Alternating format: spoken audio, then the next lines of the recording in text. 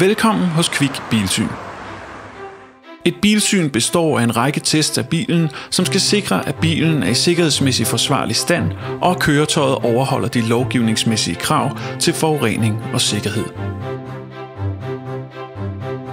Et bilsyn starter hos Kvik med en testkørsel af bilen på offentlig vej.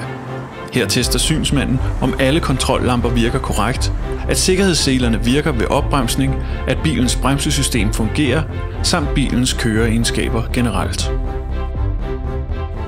Efter testkørsel foretager synsmanden endnu en bremsetest af køretøjet. Dette sker på et bremsefelt, hvor der testes, at køretøjet ikke skævbremser, og at bremsekraften er tilstrækkelig og lige fordelt. Et køretøj må højst skævbremse med 20% på de forreste bremser og 30% på de bageste bremser. Der foretages også en kontrol af forureningen. Dette gøres ved hjælp af en såkaldt 4-gas-tester for benzinmotorer. Her testes, om forureningsniveauet er inden for det tilladte, alt efter bilens alder og type. Synsmanden foretager også en test af bilens lygter. Der tjekkes, at alle pærer og lygter virker korrekt, samt om nærlyslygternes lysfald og styrke er i orden.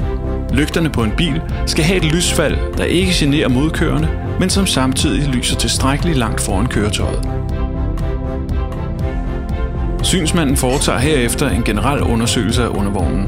Der tjekkes for rust og tæringer i undervogn, utætheder ved slanger m.v., inspektion af de bærende konstruktioner samt tæringer på bremserør og bremseskiver.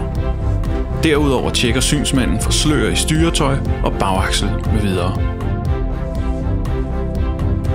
Du har nu set, hvordan et bilsyn foregår. Vi har vist de vigtigste elementer af et bilsyn, men der er ting, som vi har udeladt. Vi byder dig velkommen hos Kvik Bilsyn i Glostrup, din seriøse bilsynspartner.